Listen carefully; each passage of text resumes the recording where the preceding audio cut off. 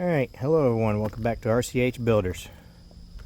So, I think it's been about 2 weeks since I came down here the last time. And when I came down the last time, it had been at least 2, maybe 3 weeks since the week before that. And this grass had not grown much at all. But this time I'm pretty sure it's only been 2 weeks and it's grown a lot because we've been having rain almost every day, at least for some duration of time. Even if it's just for like 15 minutes, it'll downpour. It's just the way the weather does around here. But, so, I'm definitely going to mow again since I have it here. But otherwise, pick up where we left off. I had not mowed this the last time, so, I mean, that's real tall, but it's still manageable for sure. Much better than that first time we came down. But you can actually see this whole fence all the way back through here.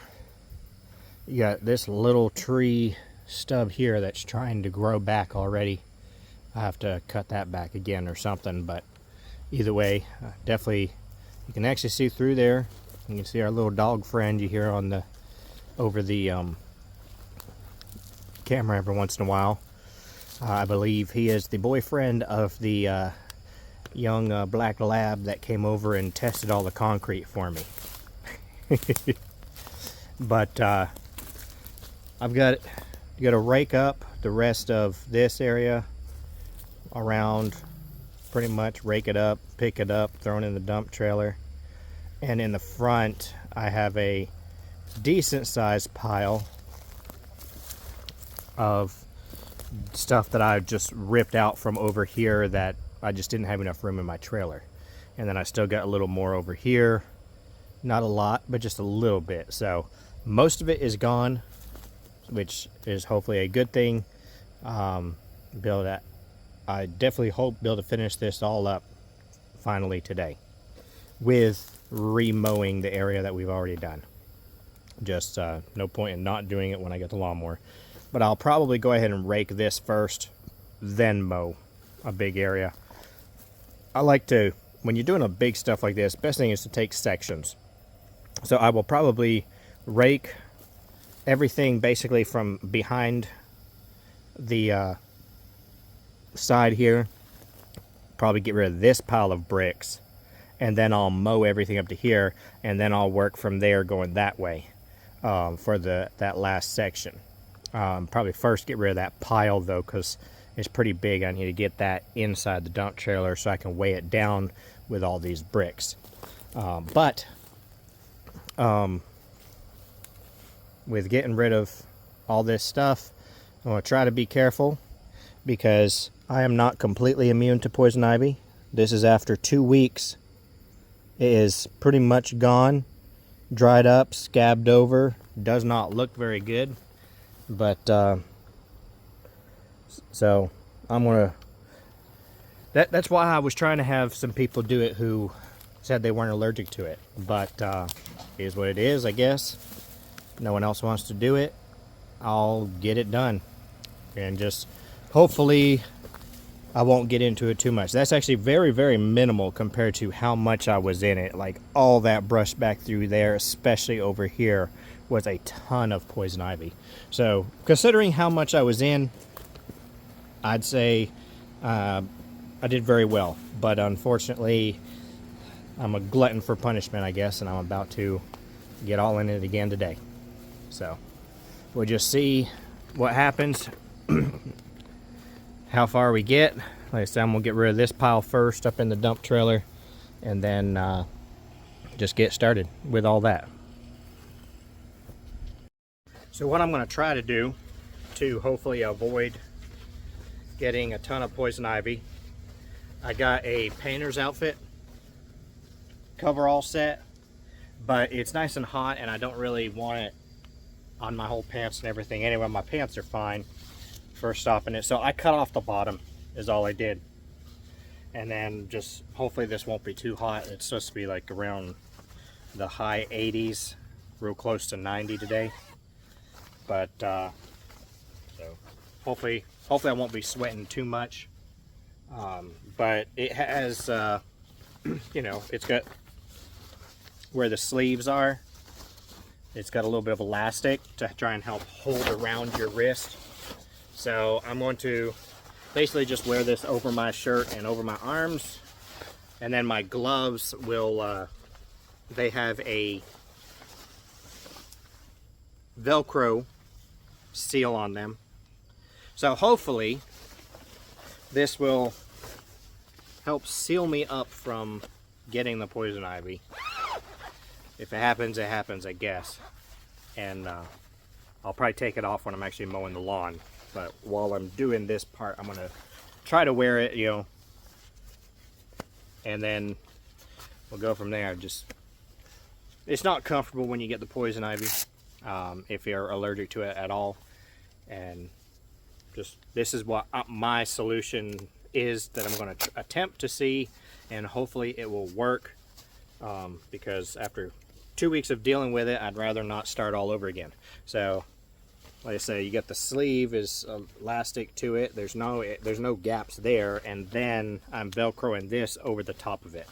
So just a little thing. You don't have to get a whole hazmat suit or anything like that, but this is actually a painter's, like I say, it's just a painter's cloth outfit.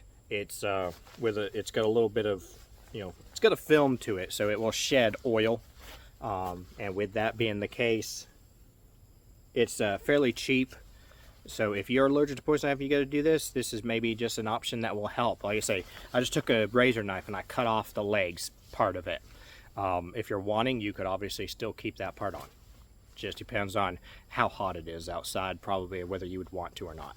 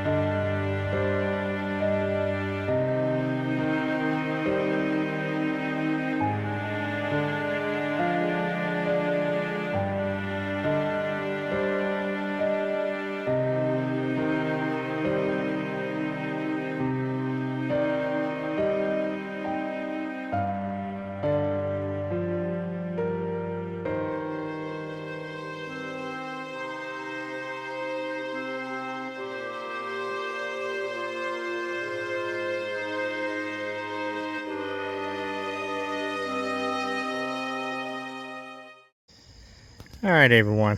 So it started raining, sprinkling a little bit, and then it just kept getting harder and harder, but I was trying to finish it up. So I was soaking wet at the end of this day that I was doing the last of the cleanup and the mowing of the lawn. And so I came down here and I mowed it one more time. So what I did is I mowed it on like the highest setting for the lawnmower, and then I came down today and I just hit it real quick on like a 3 setting. So now hopefully we're all good. All this metal here, my father will usually scrap it, send it to the scrap yard so it can get recycled, which is good, so that just not throwing it away when it can get melted down and reused. So I just stuck it in there just so it's out the way of the lawn, and maybe the next time I'm down here I'll haul it away, but it's not a big deal. It can be hauled away at any time, really. We might have more because we got all of the panels on the backside to rip off. But I figured, you know, in the Holy Moly video, you've really seen kind of how big this yard is, other than where all that went back through there. And in this video, you've seen that, just how much that got ripped out. So now grass can start to grow through there, but it looks a million times better. A lot of people may not realize just how much extra value even just doing this will add to a property. The very first house that I ever, I'm gonna say flipped, I didn't really do much to it. I purchased it and you almost could not even see the house because there was so much brush, tall grass around it. I mean, grass almost at least waist high, if not higher. So a lot of the grass at that house was like waist high or higher. It had so many vines and it had so many trees around it and brush. And really, me and my wife, we spent about 3-4 days together cleaning all of that up. And now it's starting to rain again. So I got down here just in time to try and knock this out real quick before it would rain again. It's just constantly raining. It's been raining almost every day for the past month and a half. Even if it's just for a short amount of time, it has to rain at some time, and that was not helping with me getting the outside cleaned up. Yeah, so me and my wife, we simply cleaned it up, the whole outside. Spent 3 or 4 days just cutting, hacking away with an axe, chainsaw, weed eaters, lawnmower, everything. And that's all we did. And then we hauled a little bit of trash out that was in the carport, trash that was inside the house, and I think I gutted 1 room, maybe half of another. That's all that we got to before we sold the house. I didn't take out any beams, didn't do anything, didn't repair anything. Simply hauled away trash and all the trash in the yard. And we sold that house. I think I bought it for like $7,000, $7,500. I can't remember exactly how much, but I believe it was around $7,500. And we sold it for $14,000. Something like that. So it wasn't a huge house. It was a really small house, even smaller than this one, I believe. And it was not in the greatest neighborhood, but sometimes that's all to get started. You can just start with something really, really small like that. I did everything I could to scrape together $7,500, and then from there I was able to almost double it when I sold the house, just by spending like 4. I really don't think it was more than 4. At the most, it was 5 days with the interior part that we did. So at the most 5 days working on it and basically making $7,000. So you could say roughly that we made about $1,200 a day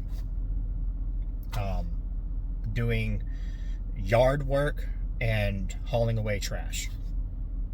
hypothetically, roundabout like that. So, and the dump that was up there was no landfill fees at all. We because we owned a house in the county, we were able to dump it for free, which is different than some places, because in some counties, if it's construction debris or heavy yard debris, they're gonna charge you regardless of whether you live there or not.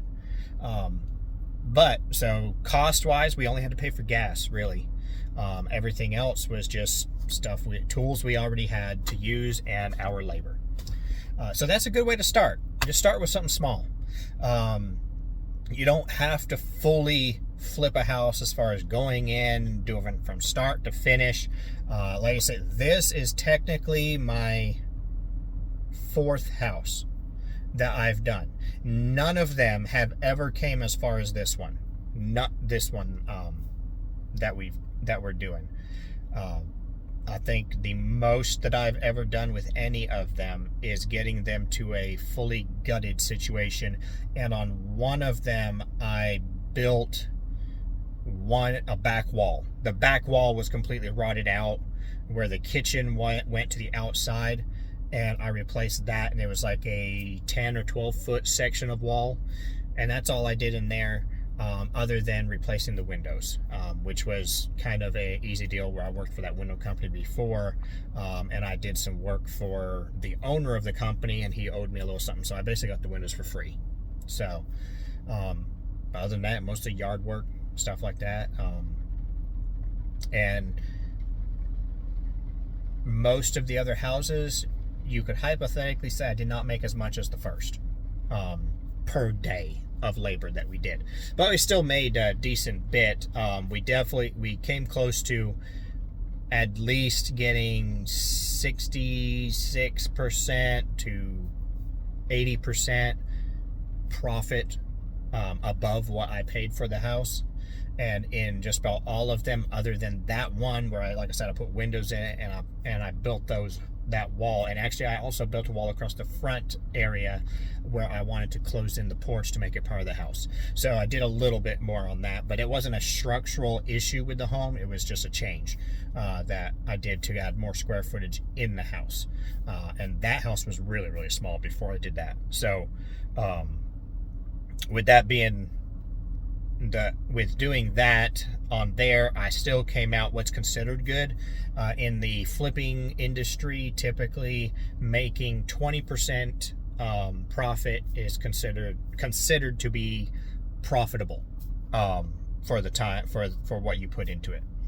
So the higher you can get on the profit range is generally going to be, in my experience, if you can do something like the houses that I deal with. But to do that, you definitely have to have the knowledge of what can be saved and what cannot, because you're really working on the fringes of a house that needs to be torn down. And if you buy the wrong home, then you're going to be in trouble, because that house actually is beyond saving. With the knowledge that I have in building, it makes it a lot easier for me to be able to tell that difference of what is salvageable and what is not. This is what I do for a living for our customers. So with that being the case, that helps me a lot. And if you aren't experienced in that and don't know that, you can hire someone like me to come in and look at the house before you buy it. In most cases, these houses, you're not going to be getting a bank involved with a home inspector from the bank, and that home inspector is not looking at it with the eye that I am. He's going to be looking at, is this house safe? He's going to mark up all kinds of stuff that is probably not going to make a difference to you. Mainly, you're going to want to know what has to be fixed. Is it salvageable? And for that, you really need to, instead of hiring just a home inspector, you really need to hire an actual home renovator who knows and has experience in dealing with these kind of homes. So that went on a little longer than I was expecting, but I just wanted to stress the fact that even just doing the cleanup on the outside, as long as the home is salvageable, can double the cost, the value of the property, depending on where it is, and can that could be all you need to do to get started. And now you have, instead of 75, you got 14,000 to go get a property for like 12,000 or something, which I think the second property I did was around 12, and then the third one I think I actually got for around 95 to 10,000. And then there was some stuff that happened where had to help out some family members with some money, and a lot of that money got drained, which took a good while before I was able to find this one that I could actually afford at the time. And I got to look back on the paperwork. I can't remember exactly what I paid for it, but I think it was around 11,000 to 12,000, something like that. But that's all I had left. I had originally, before all that other stuff happened, I had built from the property investment, starting with that first 7,500 in 3 years. I had gotten up to the last house I sold for about 45 to 46,000. I think it was 46. But then all that other stuff really started doing that. Plus, I took a sum of the money and put it into my own house, where I needed to fix up some stuff there. I needed a bigger driveway because I got this big truck, this trailer, and the driveway we had was just a standard driveway that would hold 2 smaller vehicles. So I doubled the driveway size. We had to put in a new HVAC system. Our old one was really old and messed up. It had been probably like 20-25 years old, and every winter it would go out and I'd have to fight with it, trying to get it to run again. So we replaced that. So between replacing the heater and the driveway, and then the other stuff that we had to do to help a family member, and some other stuff, it really dropped what we had. I think dropped it almost down to 16,000, and then I was able to finally find the property back here that we could hopefully make some money off of eventually, to try and start that climb again. And if I can get scraped together enough to actually bring this one to full remodel, which would be nice. Hopefully if I get more subscribers and can actually get monetized on YouTube eventually, that would help as well. It's just when you're trying to build something from nothing, it is difficult. But if I can get this one sold for full value when it's all fully done, then hopefully I can move into a much better, easier to work with market. I may still work on houses like this with the channel. I think I like that idea. But I can at least buy a rundown, beat up house like this in a much closer to my home neighborhood, because you can't find houses for 12,000 where I'm at. Houses that are in worse shape than this sell for $50,000 to $60,000 where I'm at. And that's just the way the market is there. So, and I look at it all the time. So I need about 50,000 to buy a house like this where I'm at. And then at least I could work on it more, simply because I'm not having to drive an hour to an hour and a half just to get to it to work on it. So with that being the case, we'll just see how that goes. But hope y'all enjoyed watching. We're going to be actually starting to get back on putting the inside back together soon. That should be like probably the next video. We're going to be starting with something to do with that, at least, putting in drop beams or putting in a tie sill, which I'll explain that when I'm doing it, of course. But like, subscribe, and we'll see you the next time.